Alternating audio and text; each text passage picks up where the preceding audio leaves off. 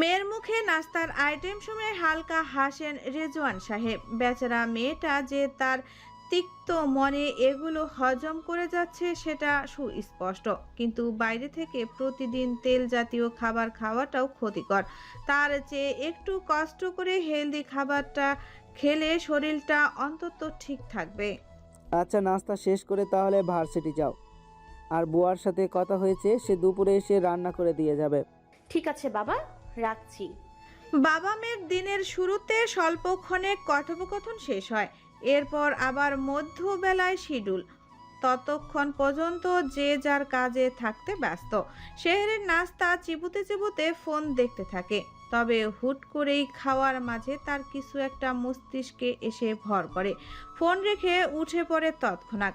নাস্তার প্লেটটা বাম হাতে নিয়ে সে চলে আসে জানালার কাছে। কাল দিনাবসান লগ্নে কোনো এক আগন্তুক গোপনে এসে তাকে দিয়েছিল 4টা গোলাপ, যারা কিনা আজ স্থান পেয়েছে তার নিজস্ব কামরায়। জানালার কার্নিশে গোলাপটার বিস্তর কাচের ওয়াটার পটটায় পানি দিয়ে যাদেরকে পুনর্জীবিত করার মৃদু চেষ্টা এক লজ্জাবতী কামরায়। সে যতবার তাকায় গোলাপগুলোর দিকে ততবার মনে হয় কেউ অপ্রকাশে আকারে কিংবা ইঙ্গিতে তার ভালোবাসা জাহির করছে। কেউ মৌন থেকে তাকে বোঝাচ্ছে ভালোবাসার প্রতীক গ্রহণ করে নিয়েছ। তবে মানুষ কেন নয়? শহরের নির্মিষ চাহনিতে চেয়ে থাকে ফুলগুলোর দিকে। মনের মাঝে খুঁজে চলে বাহানা, কিন্তু সে ব্যর্থ হয়। সে পায় না খুঁজে কোনো কিছুই। তার শরীরের অঙ্গ প্রত্যঙ্গে মস্তিষ্ক জানান দেয়, তুমি এক স্নিগ্ধ ভালোবাসার দিকে মনের অজান্তেই পা বাড়িয়ে ফেলেছ রমণী। ভালো লাগা শব্দটা সেই মানুষটার সঙ্গে জুড়ে দিয়েছ। শুধুমাত্র ভয়, আতঙ্ক কিংবা আনমনায় এড়িয়ে চলতে চাইছো তাকে। অজস্র কারণ দেখাতে চাইছো। কিন্তু জানো কি মেয়ে, ভালোবাসা না বোঝে কারণ, না শোনে বারণ। অতপর বাহানা খুঁজে লাভ নেই। হুম। নেতা সাহেবকে দেখলেই আমি চোখ বন্ধ করে আড়ালে লুকিয়ে যাব। ওনার দিকে তাকালে ইদানিং আমার মনে হয় শ্বাসকষ্ট বাড়ে, কিন্তু আমার তো শ্বাসকষ্ট নেই। লোকটা নিশ্চয়ই সংক্রমক, দূরে থাকতে হবে। কলিং বেলের শব্দ হয়। প্রেমে পড়ার লক্ষণগুলোকে কাটিয়ে শেহরিন নাস্তার প্লেট রেখে ছোটে দরজা খুলতে। তুমি এখনো রেডি হওনি? 8:30 পার হয়ে যাচ্ছে তো। ভার্সিটি যাবে না? হ্যাঁ যাব আপু, সরি সময়ের দিকে খেয়াল ছিল না। তুমি ভেতরে আসো প্লিজ, 5 মিনিট লাগবে। নিতু ভেতরে প্রবেশ করতে করতে বলে, 5 মিনিটে রেডি হতে পারবে? কয়েক সেকেন্ড বেঁচেও যাবে আপু। শেহরিন ছুটে রেডি হতে পাশের ইউনিটের দুটো মেয়ের মধ্যে নিতু আপুর সঙ্গে কালকে তার পরিচয় হয়েছে। আপু 3য় বর্ষের মেকানিক্যাল ইঞ্জিনিয়ারিং সাবজেক্টে পড়ছে, আর সাথে আরেকটা 2য় বর্ষে পড়ে। কি সাবজেক্টে পড়ে সেটা জিজ্ঞাসা করা হয়নি। কেবল তো 1-2 দিন হলো। এরপরও শুধু সাবজেক্ট কেন, পুরো জগৎ পর্ব গণ্য প্রজাতি সব জানা হয়ে যাবে একসাথে হলে। একদম কাটায় কাটায় 5 মিনিটের মধ্যে তৈরি হয়ে আসে শেহরিন। নিতু হাতের ঘড়ির দিকে তাকে অবাক কণ্ঠে বলে, বাহ, তুমি তো বেশ চটপটে মেয়ে। 5 মিনিটের মধ্যেই রেডি হয়ে এসেছো। আমার তো বেশ সময় লাগে। আমার অভ্যাস আছে আপু। নিতু কক্ষ হতে বের হওয়ার মুহূর্তে জানালার দিকে নজর দেয়। ওয়াটার পটের মধ্যে রাখা গোলাপগুলোর দিকে তাকিয়ে বলে, গোলাপগুলো তো সুন্দর লাগছে বেশ। কাঁধ ব্যাগটা রেখে ক্যাবিনেট হতে মাত্রই জুতা বের করতে উদ্যক্ত হয়েছিল শেহরিন। মাঝপথে নিতু আপুর কথা শুনে সে হাত থামিয়ে ফিরে তাকায়। মুখে তার অসন্তুষ্টতার ছাপ পড়ে। ঘরের মধ্যে এত সুন্দর সুন্দর জিনিস রেখে সেই গোলাপের দিকেই কেন নজর দিতে হবে? প্লান্টগুলো কি দোষ করছে, নাকি এটা এমপি সাহেবের দেওয়ার জন্য আকৃষ্টতা এদিকে বেশি? সব বেডির চোখ কি শুধু এমপি সাহেবের দিকে? অদ্ভুত। একটু দেখি তো। গোলাপ ফুলের সুঘ্রাণ আমার বেশ ভালো লাগে। শেহরিন বসা ছেড়ে উঠে দাঁড়ায়। নিতু আপু ফুলগুলো ধরা মুহূর্তেই দৌড়ে এসে বলে, আপু আপু এটা ধরবে না, এটাতে পলেন আই মিন পরাগ রেণু বেশি আছে। তুমি যদি স্মেল নাও সঙ্গে সঙ্গে হাঁচি কাশি শুরু হয়ে যাবে। নিতু শেহরিনের ছটফটানো ভাব দেখে আশ্চর্য চোখে তাকিয়ে বলে, কিন্তু আমার তো ফুলে কোনো অ্যালার্জি নেই। আর আমার জানা মতে গোলাপ ফুল তো হাইপো অ্যালার্জেনিক। এটা বিদেশি জাতের ফুল। এটা থেকে যে হারে হিস্টামিন নিঃসৃত হয়, আপু তুমি পাগল হয়ে যাবে। যতই অ্যালার্জি না থাকুক, তোমার ইমিউন সিস্টেমকে একদম দুর্বল করে দেবে। থাক তাহলে, দরকার নেই। কিন্তু এতই যখন ক্ষতিকর, তুমি এটাকে এত যত্নে রাখছো কেন? তোমার অসুবিধা হয় না? শেহরিন নিতু আপুর প্রশ্নে খানিকটা থতমত খেয়ে যায়। অকাট্য যুক্তি তো দেখালো বেশ, এখন এটার জবাব দিবে কি করে সে? কি হলো শেহরিন? শেহরিন সজাগ দৃষ্টি মেলে, অতঃপর উদাসীন গলায় বলে, আসলে আপু, আমরা কেন জানি না ক্ষতিকর জিনিসের দিকেই পা বাড়াই বেশি, হোক সেটা ব্যক্তি কিংবা বস্তু। মানে? এ এক কঠিন সমীকরণ। ও তুমি বুঝবে না, চলো যাই, লেট হয়ে গেল। চুয়েটের মেন গেট সংলগ্ন দাঁড়িয়ে আছে একটা সাদা রঙের কার। ভেতরে দুজন মানুষ বসারত থাকলেও একজন গাড়ির সাথে হেলান দিয়ে দাঁড়িয়ে আছেন। পরনে তার অফিসিয়াল পোশাক, চোখে সানগ্লাস, মুখে কালো মাস্ক। ঘড়ি দেখে সে বেশ কিছুক্ষণ সময় যাবৎ অপেক্ষা করে চলছে। আর তার এই অবসান সমাপ্তি ঘটে ঠিক যখন 8:41 বাজে। শেহরিনের আগমন দেখে তার ঠোঁটে বাঁকা হাসি ঢেউ খেলে। গল্প করতে করতে ভার্সিটিতে প্রবেশ করতে গিয়ে বাধাপ্রাপ্ত হয় শেহরিন। চোখ ঘুরিয়ে তার নাম ধরে ডাকারত ব্যক্তির দিকে তাকায় সে। দৈহিক অবয়ব দেখেই বুঝে যায় ব্যক্তিটাকে। কপালের ভাঁজগুলো সঙ্গে সঙ্গে তার দৃশ্যমান হয়ে ওঠে। Can I take a moment please? অচেনা ব্যক্তির কথা শুনে নিতু বুঝতে পারে শেহরিনের পরিচিত হয়তো কেউ, তাই মৃদু হেসে বলে, আচ্ছা, কথা বলে আসো, আমি যাচ্ছি। শেহরিন, আপনি এখানে কেন? কি দরকার? Relax relax. এত হাইপার কেন হচ্ছ? আমি জাস্ট কথা বলতে এসেছি তোমার সঙ্গে। শেহরিন পাবলিক প্লেস দেখে নিজের কণ্ঠ নামায়, আশেপাশে তাকিয়ে বলে, সরি, আপনার সঙ্গে আমার কোনো কথা নেই। আর রাস্তাঘাটে এমনভাবে ডাকাডাকি করে নিজেকে ম্যানারলেস প্রমাণ করবেন না। তৌসিফ খানিকটা এগিয়ে আসে শেহরিনের দিকে। মাস্কের আড়ালে ঠোঁটে তার বাঁকা হাসি তখনও বিরাজমান। নরম সুর তুলে বলে, এত রেগে আছো কেন? দোষ তো তোমাদের ছিল, আমাদের ডেকে নিয়ে অপমান করেছো। সেই হিসেবে রাগ তো করার কথা আমার এবং আমার পরিবারের। কিন্তু দেখো, আমি কিন্তু মোটেও রাগ করিনি, বরং তোমাকে নিজের করে পেতে আরও মরিয়া হয়ে উঠেছি। Excuse me. শোনো, তোমার বাবা যত কিছুই বলুক না কেন, বিয়ে আমি তোমাকেই করছি। এত সুন্দর শখের পুতুল কি করে হারাই বলো? সিরিয়াসলি, আপনাকে দেখে আমার কেন জানি মনে হয় আপনি টাকা খাওয়া প্রশাসনের লোক। লাজ লজ্জা কম আছে অনেক, কারণ টাকা খেতে গেলে তো লজ্জা রাখা যাবে না। হাই শিহরেন, প্লিজ, আপনার আজে বাজে কথা শুনতে আমি ইচ্ছুক নই। আমার বাবা এই বিয়েতে কোনো মত দেয়নি। যা দেওয়ার আমি দিয়েছি। সে শুধুমাত্র আমার মতটা আপনাকে জানিয়েছে এবং আমার জানা মতে যথেষ্ট সম্মান এবং ভদ্রতা বজায় রেখেই মানা করেছে। সো এতে অপমান হওয়ার কোনো কারণ দেখছি না আমি। তৌসিফ সরু চোখে শেহরিনের দিকে তাকিয়ে বলে, তোমাকে প্রথম দিন দেখে মনে হয়েছে তুমি আয়ের বাইরে কিছুই জানো না। একদম নির্বোধ একটা মেয়ে, যে পাত্রে ঢালা যাবে সেই পাত্রেই আকার ধারণ করবে। But now I can feel I was totally wrong. তোমার জবান বেশ ধারালো, ছদ্মবেশ ধারণ করে থাকো নাকি? আপনার কাছে যেটা ছদ্মবেশ, আমার কাছে সেটা অ্যাটিটিউড। একজন অপরিচিত মানুষের সামনে প্রথম সাক্ষাৎই কেন আমি নিজেকে তুলে ধরবো? এত চিপ আমি? 2 ঘন্টায় যদি পুরোপুরি মানুষ চেনা যেত, তাহলে পৃথিবীর সবাই একদিনেই জয় করে ফেলতো। দারুণ কথা শিখেছো।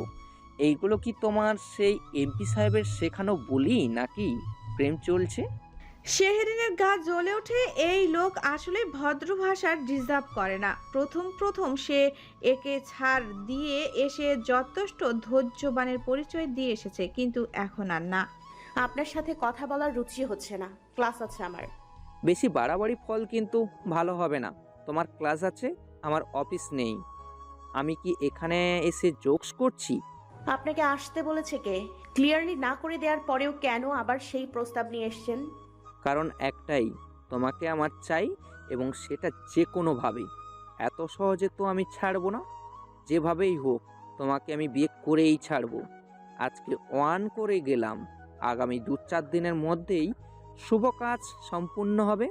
So B ready. শেহরিন ঘড়ির দিকে নজর দেয়। 8:53 বেজে গিয়েছে।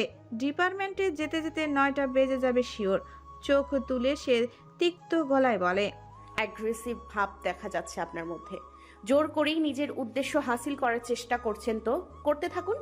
দেখি কিভাবে আপনি শুভ কাজ সম্পন্ন করেন। আমি ভয় পাই না। তৌসিফের কপালে জেগে ওঠে শিরা। তীক্ষ্ণ দৃষ্টিতে তাকে ক্রু হাসি হেসে বলে, ওকে, চ্যালেঞ্জ একসেপ্টেড। ডিরেক্ট বিয়ে করে বাসর হবে, কিন্তু আগেই বলে রাখলাম তোমার জিরো ফিগারের। গালের উপর শক্তপোক্ত এক চড় এসে পড়ে তৌসিফের। সঙ্গে সঙ্গে কথা থেমে যায় তার। চোখের সানগ্লাস আধা খুলে যায়। ভেতরে বসে থেকে দুজন মানুষ অবাক হয়ে মুখ চাওয়াচাওয়ি করে। শেহরিনের মুখরেখায় অপার তেজ ফুটে ওঠে। চোয়াল শক্ত করে সে হাতের আঙ্গুল উঁচিয়ে বলে, ডোন্ট শো টু মাচ কর্জ। নিজের সীমাবদ্ধতায় থাকতে শিখুন, আর পারলে চোখ দুটো ডাস্টবিনে ফেলে আসুন। গার্বেজ ডিসপোজাল কোথাকার। এক মুহূর্ত সময় ব্যয় না করে সে সোজা ক্যাম্পাসের ভিতরে ঢুকে যায়। আশেপাশে মানুষজন উৎসুক নজরে চেয়ে নিজ কাজে পা বাড়ায়, কিন্তু ঠায় হয়ে দাঁড়িয়ে থাকে একজন। ইউনিয়ন সাহেবের গালে চড়, তাও সেটা পাবলিক প্লেসে। অপমান আর হিংস্রতার দগ্ধ হয়ে উঠে তৌসিফ। গর্জে উঠে সে, তোকে আজকেই আমি আমার খাঁচায় বন্দি করে ফেলবো, দেখবো তোর তেজ। এই চরের বদলা আমি সুদে আসলে মিটিয়েই ছাড়বো। স্যার, এমন ব্যবস্থা করবেন যাতে এই দেমাগি মেয়ে আপনাকে বিয়ে ছাড়া অন্য কোনো পথ খুঁজে না পায়। একদম চুলকানি লাগিয়ে ছাড়বেন। আমি লোকেশন পাঠিয়ে দেবো, সোজা সেখানে নিয়ে আসবি। জি স্যার, কোনো চিন্তা করবেন না, লোকজন সেট করে দিচ্ছি। ছুটি হতে দিন, শুধু একদম যথাসময় হাতে পেয়ে যাবেন। বেলা 2টা, প্রখর রোদ মাখা দিন। সূর্য একদম মাথার উপরে উঠে আছে আজ। গ্রীষ্মের দাপহান যেন পিছুই ছাড়ছে না। কয়েকদিন হলো তো বৃষ্টিরও আভাস নেই। কুইজ ক্লাস শেষ হয়েছে অনেক আগেই শেহরিনের। ঋতুমাকে সঙ্গে নিয়ে কিছুক্ষণ সেন্ট্রাল লাইব্রেরিতে ঘোরাঘুরি করে দুটো বই কালেকশন করছে সে। অতঃপর ক্যাফেট এরিয়া হতে কোল্ড কফি খেতে খেতে দুজন রওনা দিয়েছে বাসার উদ্দেশ্যে। তোমার একটা জিনিস আমি কালকে বেশ ভালোভাবে লক্ষ্য করেছি শেরিন, বলবো? অবশ্যই। ঋতুমা শেহরিনের দিকে তাকিয়ে ছোট ছোট চোখ করে তাকায়। সন্দেহ মাখা কণ্ঠে বলে, কালকে এমপি সাহেবের বাসায় যখন আমরা যাই তখন তুমি বেশ নার্ভাস ছিলে, লাইক হাত পা কাঁপছিল তোমার যথারীতি। চোখ দুটো তো ছানার মিষ্টি হয়ে গিয়েছিল শুরু থেকে। কিন্তু কিন্তু তুমি যখন বাগান থেকে ঘুরে এলে তখন তোমার হাসির চেহারা দেখে আমি 440 ভোল্টেজ শক খেয়েছি। কোনো নার্ভাসনেস নেই, একদম ক্লিয়ার, লাইক সিরিয়াসলি। এটা হতে পারে যেন মনে হচ্ছিল তুমি সত্যি তোমার শ্বশুরবাড়িতে বেড়াতে এসেছ। সেই সাথে মুখে কেমন কেমন জানি লাজুক হাসি। প্রেমে পড়ার সময় মেয়েরা যেই হাসি দেয় ঠিক সেরকম। সত্যি বলো তো, কাহিনী কি? বাগানে কি এমন ছিল যেটা তোমাকে এমন হাসি দিয়েছে? শেহরিন ঋতুমার দিকে স্থির দৃষ্টিতে তাকায়। তার চেহারায় কি প্রেম প্রেম ভাবটা সত্যি ফুটে উঠেছে নাকি? ঋতুমা কি তবে বুঝে ফেললো? সে হাজার না মানলেও তো বুঝতে পারছে তার মনটা একটু কেমন যেন করছে কালকের পর থেকে। এক অন্যরকম অনুভূতি ঘিরে ধরেছে তাকে, চাইলেও দমাতে পারছে না সেটা। এটাকে আসলে কি বলবে, কোনো সদুত্তর পায় না নিজেও। কি থাকবে? বাগানে তো ফুলেই থাকবে, আর ফুল দেখলে তো মানুষের মন এমনি ভালো হয়ে যায়। আমারও ভালো হয়ে গিয়েছিল, আর ভয় করেছিল না। ঋতুমা জহুরির ন্যায় চোখে দৃষ্টি উঁচু নিচু করে বলে, তোমার চেহারাতেই কেমন যেন প্রেম প্রেম ভাব প্রকাশ পাচ্ছে। তুমি যখন বাগানে ছিলে তখনই নেতা সাহেব বের হয়ে গিয়েছে। আমরা যে বসেছিলাম একটু চোখ তুলো তাকাইনি সেই দিকে। আই এম শিওর তুমি তাকে দেখেই একদম প্রেমের সাগরে ডুব দিয়েছিলে এবং হাসি হাসি মুখ করে ভেতরে এসেছিলে। বলো সত্যি কি না, বলো বলো। ওহ রিতমা, তুমি একটু বেশি ভেবে ফেলেছো। তাই তো বলবে মনে, এখন প্রেমে পড়লে মানুষ কত অজুহাতে যে দেখায়, কেবল তো শুরু। শেহরিন আর কিছু বলে না। এই মেয়ে তার পিছনে লাগবেই, খুঁচিয়ে খুঁচিয়ে সব বের করবে। তার যে বলছে বলুক, সে শুনে যাক। মেন গেট পার হয়ে কিছুটা দূর একসাথে হেঁটে যায় তারা। সামনে হতে ঋতুমা গাড়িতে উঠবে আর শেহরিন রোড পার হয়ে হেঁটে বাসায় চলে যাবে। কালকে মনে হচ্ছিল কিছুটা দূর হয়তো রিক্সা লাগবে, কিন্তু বার 2-3 যাতায়াত করার পর বুঝেছে হেঁটে যাওয়ারই পথ। রিক্সা খুব একটা প্রয়োজন নেই, আর মধ্য দুপুরে এমনিতেও রিক্সা পাওয়া কঠিন। রোদের তাপে পথঘাট ফাঁকা প্রায়, গাছের পাতাগুলো নিষ্প্রাণ, কেবল মাঝে মাঝে হালকা বাতাসে দুলে উঠছে। নিঃশব্দ পরিবেশ। হঠাৎ করে গাড়ির তীব্র ইঞ্জিনের শব্দ পেছন থেকে ধেয়ে আসে। বড়সড় একটা সাদা গাড়ি রাস্তার ধুলো উড়িয়ে হুট করেই পাশে এসে থামে। ব্রেকের শব্দে শেহরিন ঋতুমা চমকে পাশ ফিরে তাকায়, আর একটু হলেই যেন গাড়ির চাকা তাদের গায়ে উঠে যেত। আত্মার কাঁপুনি ধরা মুহূর্তে গাড়ির দরজা খুলে বেরিয়ে আসে 3-4 জন অচেনা মুখ, শরীরে কালো মাস্ক, চোখে হিংস্রতা নিয়ে। রিতমা, শেহরিনের গলা শুকিয়ে আসে।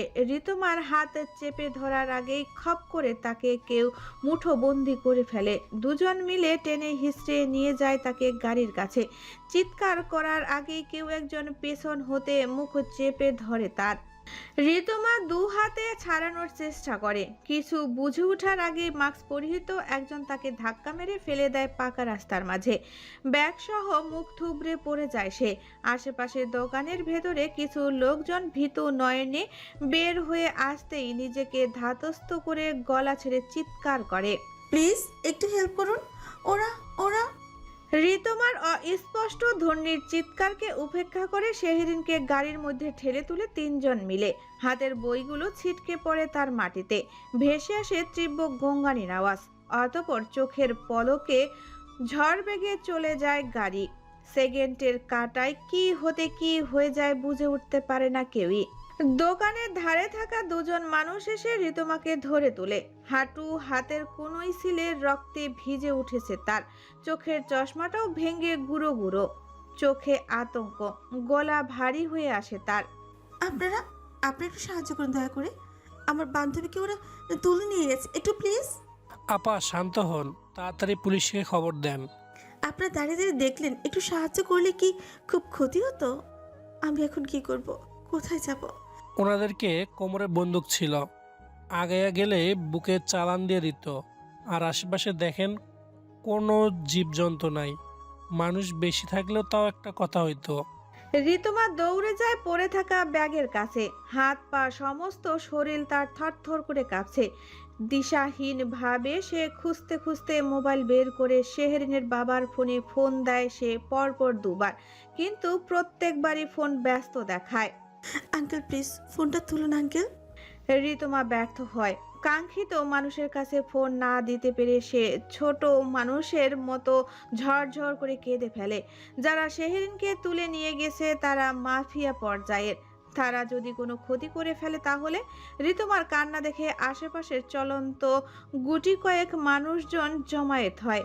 কি হয়েছে জানতে চাইলে যৌনিক 2 জন লোক তাদেরকে বিস্তারিত বলেন। দিনের বেলায় ক্যাম্পাসের সামনে অপহরণ, কি যুগ আসলো ভাই বলেন। এখন তো দেখছি রাস্তাঘাটে চলাচল করাটাই ভীষণ ভয়ের।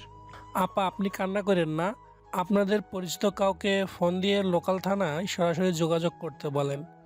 ঘটনা যেহেতু এখানেই ঘটেছে, বেশি দেরি করা বোকামি হবে। ভাই আমি এখানকার থানার কিছু চিনি না, আপনার প্লিজ একটু কি আমার সঙ্গে যাবেন প্লিজ?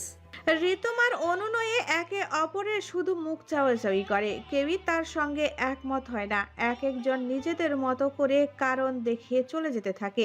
কেউ একজন যেতে যেতে বলে, এসব থানা পুলিশের মধ্যে থাকতে চাই না, এমনি নানান ঝামেলার মধ্যে আছি। কি না কি হয়েছে, থাক বাবা। ঋতুমার মাথা সমানে ঘুরছে। এতটা অসহায়ত্ব দুর্দিন কিংবা দুঃসম তার জীবনে কখনো আসেনি। আজ মনে হচ্ছে চারপাশ তার নিঃস্ব অন্ধকার, কেউ নেই একটুখানি এগিয়ে আসার। তবে কি সাহায্য করার মানুষ বিলীন হয়ে গিয়েছে পৃথিবী থেকে? আপা আপনার পরিচিত আশেপাশে কেউ নেই? পরিচিত কেউ? বাড়িতে খোঁজ পাঠান। পরিচিত বলতে তো শেহরিনের বাবা মামা মামির বাইরে কেউ নেই। আঙ্কেল তো ফোনই ধরছে না। শেহরিনের মামা মামির নাম্বারও তার কাছে নেই।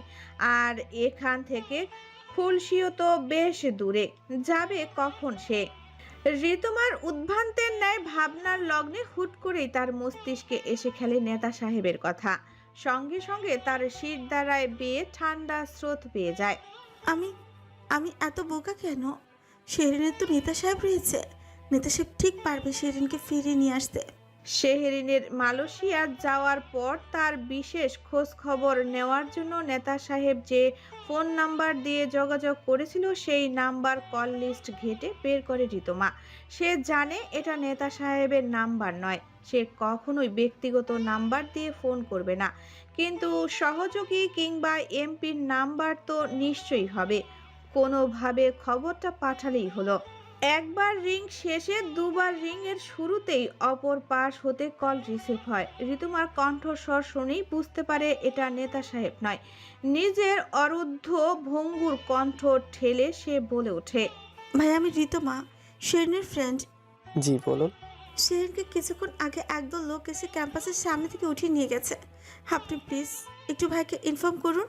আমি একা একা বুঝতে পারছি না কি করবো। প্লিজ ভাইয়া, আমি খুব অসহায়। আপনি যেখানে আছেন ওখানেই থাকুন, আসছি। আসিফ দ্বিতীয় কোনো টু বাক্য না করে ফোন কেটে দেয়। ১.৫ মিনিটের মাথায় ২-৩ জনকে সঙ্গে নিয়ে সে চুয়েটের উদ্দেশ্যে রওনা হয়। হ্যালো, আসসালামু আলাইকুম। সরফরাজ ভাই? ওয়ালাইকুম সালাম। বড় ভাইয়ের কথা মনে পড়লো? ভাই, শেরিন ভাবিকে কোন জানোয়ারের বাচ্চা যেন তুলে নিয়ে গেছে ক্যাম্পাসের সামনে থেকে।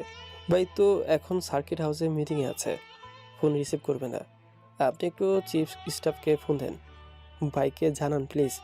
অফিস রুমের চেয়ার হতে উঠে দাঁড়ায় সারফরাজ, বিস্ময়কর কণ্ঠে বলে, বলো কি? কখন? একটু আগেই। আপনি সান্নিধ্যে বাইরে বলেন। সারফরাজ দ্বিধাদ্বন্দ্বে পড়ে যায়। সে চাইলেই এখন সান্নিধ্যকে জানাতে পারবে না, কিন্তু ভাই তো তার সুবিধার না। এই কথা যদি শুনে তাহলে একদম সব তোলপাড় করে ছাড়বে। আজকের মিটিংটা সব উপজেলার নেতা মন্ত্রীদের নিয়ে হচ্ছে। এর মাঝে যদি এখন সে খবর দেয় তাহলে মিটিংয়ের দফারফা তো করবেই, সাথে যেই তাকে বাধা দিতে আসবে তাকে সোজা হাসপাতালে ভর্তি করে ছাড়বে, এটা সে নিশ্চিত। এর মাথা গরম হলে দিন দুনিয়া এক করে ছাড়ে। ভালোর ভালো কিন্তু মন্দের সেরা। তার উপর বিষয়টা যখন শেহরিন যে কিডন্যাপ করেছে তাকে তো মার্ডার করেই ছাড়বে। সারফরাজ খানিকটা সময় আগাম চিন্তাভাবনা বাদ দিয়ে সান্নিধ্যকে জানান দেওয়াটা ছেড়ে দেয়। ৬-৭টা মার্ডারের সাথে ইতিমধ্যে সে জড়িত। এর মাঝে নতুন করে কিছু হলে জীবনের জন্য হুমকি স্বরূপ হয়ে যাবে। আর সে বড় ভাই হয়ে ছোট ভাইয়ের জীবনটাকে এভাবে নষ্ট হতে দিবে না। এতকাল সমস্ত কোর্ট কাচারি মামলা মোকদ্দমা সব সে সামলে এসেছে। সান্নিধ্যকে সকল পুলিশ কাস্টডির আস হতে বাঁচানোর পেছনে এক সারফরাজ চুপ করে লড়াই করে যাচ্ছে সব সময়। ওকে ওকে, যা ব্যবস্থা নেওয়ার আমি নিচ্ছি। আমি আশেপাশে আছি, এক্ষুনি আসছি। তুমি লোকেশন সেন্ড করো। ঘড়ির কাঁটা ৫টা ৪৫। প্রায় ৫ ঘন্টার কাছাকাছি সময় ধরে পাহাড়তলি থেকে শুরু করে বাকলিয়া পর্যন্ত খোঁজ নেওয়া হয়। প্রত্যেকটা থানায় ইনফর্ম করা হয় জরুরি ভিত্তিতে নিখোঁজ ব্যক্তিকে উদ্ধার করার জন্য। পুলিশ প্রাথমিক তদন্ত সাক্ষেপে মাঠে নেমে দীর্ঘ সময় ধরে খোঁজ চালিয়েও কোনো তথ্য পায় না। পাঁচলাইশ উপজেলার অফিসে ছড়ানো লোকজন বিকেল ৫টায় সারফরাজকে জানায় এদিকে কোনো গাড়ি বহনই প্রবেশ করেনি। তারা বাটালি হিল পুরো তন্ন করে খুঁজেছে। ঘামে ঝরা শরীর, উদ্গীর্ণ চোখের চাহনি, তপ্ত রোদে টানা ৩ ঘন্টা নিরস পরিশ্রমও ব্যর্থ হয়ে ওঠে সারফরাজ। তিক্ততার সহিত সে গর্জন তুলে তার লোকজনকে হুঙ্কার ছাড়ে পুরো চট্টগ্রাম খুঁজে বের করতে। ভাই, এভাবে হবে না। যারা কিডন্যাপ করেছে তারা পাকা খেলোয়াড়। চেকপোস্টে পুলিশকে টাকা খাইয়েছে। পুরো চট্টগ্রাম খুঁজলেও সম্ভব না। ৫ ঘন্টা পার হয়ে যাচ্ছে। ৫ ঘন্টা হয়ে যাচ্ছে। এদিকে যেহেতু নেই তাহলে থানচি যাওয়ার সম্ভাবনা বেশি। এতক্ষণে থানচি পেছানো সম্ভব না, বাট অন দ্য ওয়ে হতে পারে। সব কিছুই অনিশ্চিত। কাম অন আসিফ, নিশ্চিত অনিশ্চিত পরে দেখা যাবে। থানচি যাবেন এখন? উপায় নেই, যেতেই হবে। সারফরাজ গাড়িতে উঠে মুহূর্তেই আসিফ নিষ্প্রাণ কণ্ঠে বলে, ভাবি যদি কোনো ক্ষতি হয়ে যায় এই দায়ভার কিন্তু আমাদের উপর এসে পড়বে। সান্নিধ্য ভাইকে জানান, ভাইকে ছাড়া সম্ভব না। সারা জীবন প্রশ্নবিদ্ধ হয়ে থাকতে হবে, কিন্তু যদি ভালো ছেড়ে বন্ধ হয়। সারফরাজ থমকে দাঁড়ায়। আসিফের কথাটা তার মস্তিষ্কে নাড়া দেয়। সান্নিধ্য শেহরিনকে কতটা ভালোবাসে এটা তার চেয়ে ভালো আর কেউই জানে না।